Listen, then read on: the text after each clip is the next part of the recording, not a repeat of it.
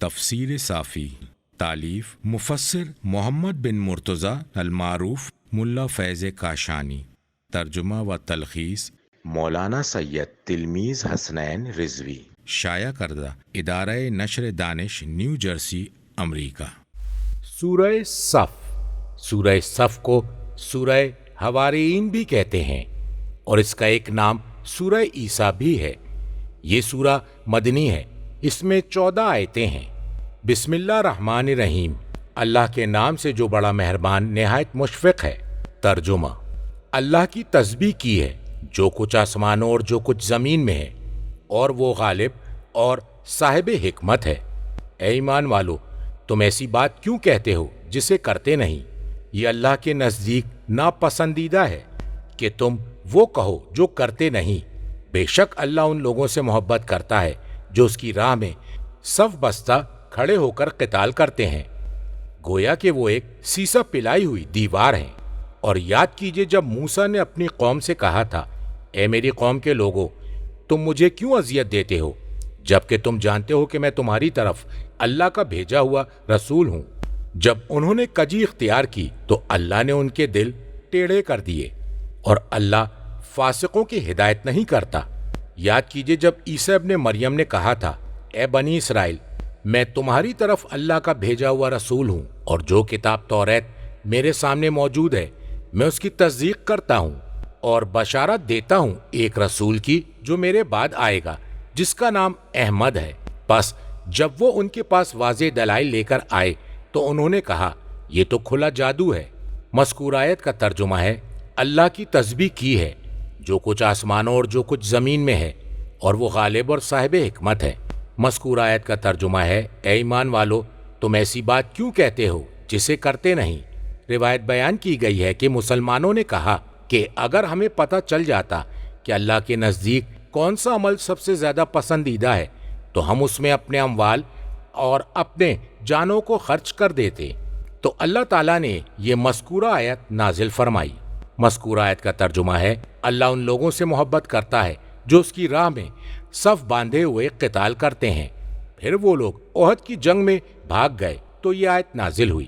تفسیر قمی میں اس آیت میں اصحاب رسول اللہ صلی اللہ علیہ وآلہ وسلم سے خطاب ہے، جنہوں نے ان سے نصرت کا وعدہ کیا تھا کہ وہ حضرت کے حکم کی مخالفت نہیں کریں گے اور امیر المومنین علیہ السلام کے بارے میں اپنا وعدہ پورا کریں گے۔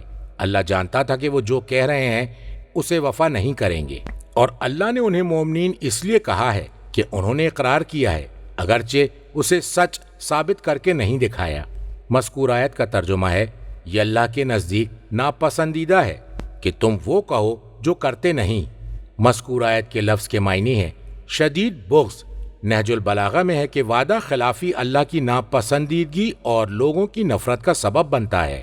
اللہ تعالیٰ نے فرمایا ہے، کبرا مقتا عند اللہ۔ کتاب کافی میں امام صادق علیہ السلام سے مروی ہے کہ مومنین کا اپنے برادر ایمانی سے وعدہ ایسی نظر ہے کہ جس کا کوئی کفارہ نہیں۔ جس نے وعدہ خلافی کی تو گویا اس نے اللہ سے وعدہ خلافی کی اور اس کی ناپسندیدگی کے لیے خود کو پیش کر دیا، اور یہ اللہ کے قول سے ثابت ہے۔ یا ایھا الذین آمنوا، دونوں آیتیں۔ مذکور آیت کا ترجمہ ہے، بے شک اللہ ان لوگوں سے محبت کرتا ہے جو اس کی راہ میں صف بستہ کھڑے ہو کر قتال کرتے ہیں۔ مذکور آیت کا ترجمہ ہے، گویا کہ وہ ایک سیسا پلائی ہوئی دیوار ہیں۔ مذکور آیت کے الفاظ سے مراد ایسی عمارت جس میں کوئی سوراخ نہ ہو، رس کہتے ہیں۔ عمارت میں ایک حصے کا دوسرے حصے سے متصل ہونا اور مستحکم ہونا۔ مصباح متہجد میں امیر المومنین علیہ السلام سے مروی ہے، آپ نے غدیر کے دن خطبہ پڑھا جس میں فرمایا، اے مومنو، جان لو اللہ تعالیٰ نے فرمایا ہے۔ مذکور آیت کا ترجمہ ہے، کیا تم جانتے ہو اللہ کی سبیل کیا ہے اور سبیل کون ہے؟ میں اللہ کی وہ سبیل ہوں جسے اس نے اپنے نبی صلی اللہ علیہ وآلہ وسلم کے بعد اتباع کے لیے مقرر کیا۔ مذکور آیت کا ترجمہ ہے، اور یاد کیجئے جب موسیٰ نے اپنی قوم سے کہا تھا، اے میری قوم کے لوگو، تم مجھے کیوں اذیت دیتے ہو جبکہ تم جانتے ہو کہ میں تمہاری طرف اللہ کا بھیجا ہوا رسول ہوں، اور رسالت کا علم تعظیم کا باعث ہے اور ایذا رسانی کو روکتا ہے۔ مذکور آیت کا ترجمہ ہے، جب انہوں نے حق سے کجی اختیار کی تو اللہ نے ان کے دل ٹیڑھے کر دیے، یعنی اسے حق کو قبول کرنے سے کج کر دیا اور درست کی طرف مائل ہونے سے روک دیا۔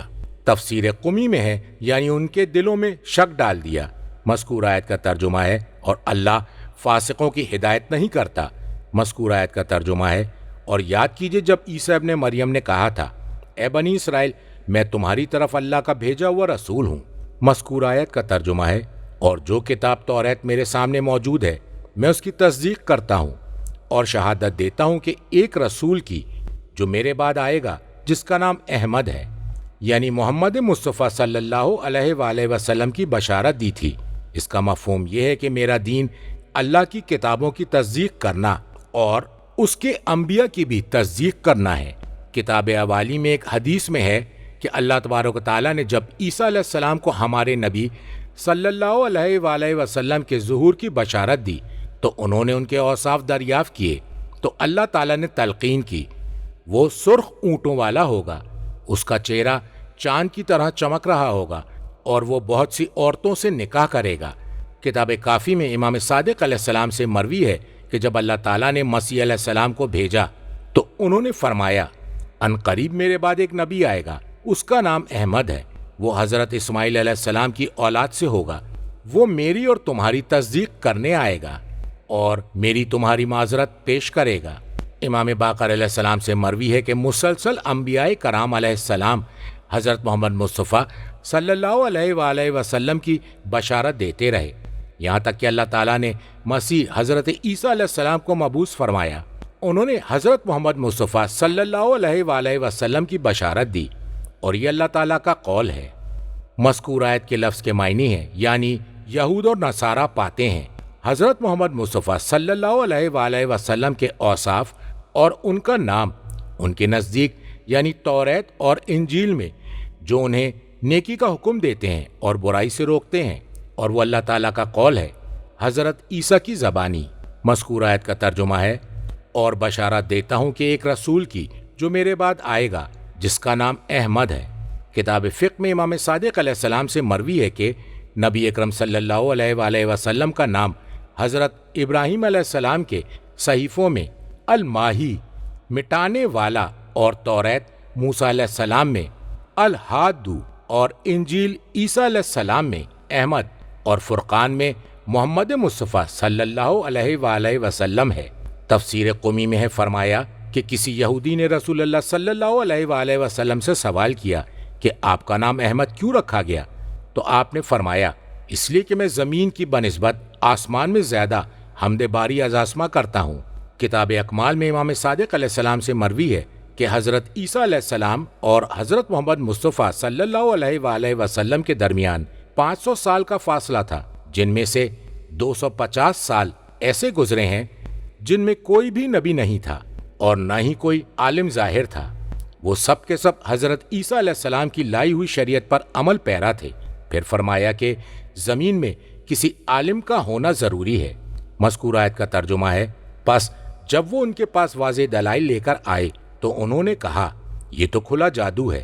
ترجمہ، بھلا اس شخص سے بڑھ کر ظالم کون ہوگا جو اللہ پر جھوٹے بہتان لگائے حالانکہ اسے اسلام کی طرف دعوت دی جا رہی ہو، اور اللہ ظالم لوگوں کی ہدایت نہیں کیا کرتا۔ وہ یہ چاہتے ہیں کہ منہ کی پھوکوں سے اللہ کے نور کو بجھا دیں، اور اللہ اپنے نور کو منزل کمال تک پہنچا کر رہے گا، خواہ کافروں کو کتنا ہی ناگوار ہو۔ وہ اللہ تو وہ ہے جس نے اپنے رسولوں کو ہدایت اور دین حق کے ساتھ بھیجا تاکہ اسے تمام ادیان پر غالب کر دیں، خواہ یہ بات مشرکوں کو کتنی ہی ناگوار گزرے۔ اے ایمان والو، کیا تمہیں ایسی تجارت کا پتہ بتاؤں جو تمہیں دردناک عذاب سے نجات دلا دے؟ تم ایمان لاؤ اللہ اور اس کے رسول پر، اور تم اپنے اموال اور جانوں سے اللہ کی راہ میں جہاد کرو، اسی میں تمہاری بہتری ہے۔ اگر تم علم رکھتے ہو، اللہ تمہارے گناہوں کی مغفرت فرمائے گا اور تمہیں ایسی جنتوں میں داخل کر دے گا جن کے نیچے نہریں رواں ہوں گی، اور جنات عدن میں تمہیں پاکیزہ رہائش گاہیں عطا فرمائے گا، اور یہ تو بہت بڑی کامیابی ہے۔ اور دوسری چیزیں جو تمہیں محبوب ہیں وہ بھی عطا فرمائے گا، اللہ کی جانب سے نصرت اور قریبی فتح، اور مومنین کو بشارت دے دیجئے۔ اے ایمان والو، تم انصار اللہ بن جاؤ جس طرح عیسیٰ ابن مریم نے اپنے حواریوں سے کہا تھا کہ اللہ کی طرف بلانے میں کون میرا مددگار ہے، تو حواریوں نے کہا تھا ہم انصار اللہ ہیں۔ بنی اسرائیل میں سے ایک گروہ ایمان لے آیا اور ایک گروہ نے انکار کر دیا، تو ہم نے دشمنوں کے مقابلے میں ایمان لانے والوں کی تائید کی اور وہی غالب رہے۔ مذکور آیت کا ترجمہ ہے، بھلا ایسے شخص سے بڑھ کر ظالم کون ہوگا جو اللہ پر جھوٹے بہتان لگائے حالانکہ اسے اسلام کی طرف دعوت دی جا رہی ہو۔ یعنی کوئی بھی ایسے شخص سے زیادہ ظالم نہیں ہو سکتا جسے اسلام کی دعوت دی جائے جس کی حقانیت ظاہر ہے، جو اسلام اس کے لیے دونوں جہانوں کی خیر کا موجب ہے۔ وہ شخص اس دعوت کو قبول کرنے کے بجائے اللہ پر جھوٹے الزام لگانا شروع کر دے، اس کے رسول کو جھٹلا کر اور اس کی آیتوں کو سحر کا نام دے کر۔ مذکور آیت کا ترجمہ ہے، اور اللہ ظالم لوگوں کی ہدایت نہیں کیا کرتا، ان کی رہنمائی ایسی طرف نہیں کرتا جس میں ان کے لیے فلاح و کامیابی ہو۔ مذکور آیت کا ترجمہ ہے، وہ یہ چاہتے ہیں کہ منہ کی پھونکوں سے اللہ کے نور کو بجھا دیں، اور اللہ اپنے نور کو منزل کمال تک پہنچا کر رہے گا، خواہ کافروں کو کتنا ہی ناگوار گزرے۔ یہ اس کی حجت ہے جس میں ان لوگوں پر طعن کیا گیا ہے۔ اللہ اپنے نور کو منزل کمال تک پہنچائے گا، اسے نشر کر کے اور اس کا اعلان کر کے، خواہ کافروں کو یہ بات کتنی ہی ناگوار کیوں نہ ہو۔ کافروں کو ذلیل کرنا مقصود ہے۔ کتاب کافی میں امام کاظم علیہ السلام سے مروی ہے، مذکور آیت کے الفاظ سے مراد ولایت امیر المومنین علیہ السلام ہے۔ مذکور آیت کے الفاظ کے معنی اپنے منہ کی پھونک سے، مذکور آیت کے الفاظ کے معنی اور اللہ امامت کو مکمل کر کر رہے گا، اللہ تعالیٰ کا قول ہے۔ مذکور آیت کا ترجمہ ہے، جو لوگ ایمان لائے اللہ اور اس کے رسول پر اور اس نور پر جو ہم نے نازل کیا ہے۔ یہاں نور سے مراد امام ہے۔ تفسیر قمی میں ہے، مذکور آیت کا ترجمہ ہے، فرمایا قائم آل محمد علیہ السلام کے ذریعے اللہ اپنے نور کو مکمل کر دے گا۔ جب آپ تشریف لائیں گے تو اللہ اس دین کو تمام ادیان پر غالب کر دے گا، یہاں تک کہ اللہ کے علاوہ کسی اور کی عبادت نہیں ہوگی۔ مذکور آیت کا ترجمہ ہے، وہ اللہ تو وہ ہے جس نے اپنے رسول کو ہدایت اور دین حق کے ساتھ بھیجا تاکہ وہ اسے تمام ادیان پر غالب کر دیں، خواہ یہ بات مشرکین کو کتنی ہی ناگوار گزرے۔ مذکور آیت کے لفظ کے معنی ہیں تاکہ وہ اسے جملہ ادیان عالم پر غالب کر دیں، اس لیے کہ اس دین میں محض توحید اور شرک کا ابطال ہے۔ اس کی تفسیر سورہ توبہ کی آیت 33 کے ذیل میں گزر چکی ہے۔ مذکور آیت کا ترجمہ ہے، اے ایمان والو، کیا میں تمہیں ایسی تجارت کا پتہ بتا دوں جو تمہیں دردناک عذاب سے نجات دلا دے۔ مذکور آیت کا ترجمہ ہے، تم ایمان لاؤ اللہ اور اس کے رسول پر، تم اپنے اموال اور جانوں سے اللہ کی راہ میں جہاد کرو۔ مذکور آیت کا ترجمہ ہے، اسی میں تمہاری بہتری ہے اگر تم علم رکھتے ہو۔ تفسیر قمی میں امام باقر علیہ السلام سے پہلی آیت کے بارے میں مروی ہے، لوگوں نے کہا اگر ہمیں علم ہوتا کہ یہ کیا ہے تو ہم اس میں اپنے اموال اور انفس اور اولاد کو صرف کرتے۔ تو اللہ تعالیٰ نے فرمایا تؤمنون باللہ، دونوں آیتیں۔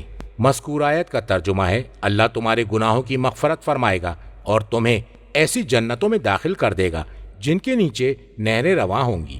مذکور آیت کا ترجمہ ہے، اور جنات عدن میں تمہیں پاکیزہ رہائش گاہیں عطا فرمائے گا، اور یہ تو بہت بڑی کامیابی ہے۔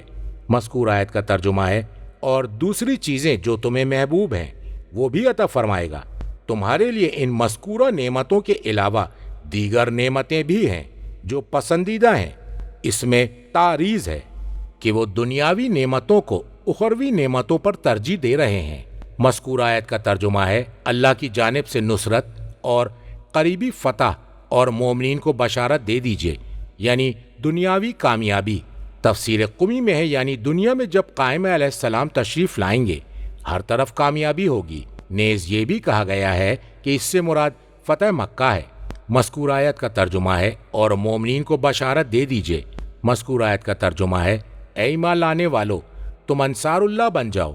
مذکور آیت کا ترجمہ ہے، جس طرح عیسیٰ ابن مریم نے اپنے حواریوں سے کہا تھا کہ اللہ کی طرف بلانے میں کون میرا مددگار ہے، یعنی میرے لشکر میں شامل ہونا چاہتا ہے اور نصرت الہی کی جانب متوجہ ہوتا ہے، اور حواریون پاک و پاکیزہ اور منتخب لوگ ہیں۔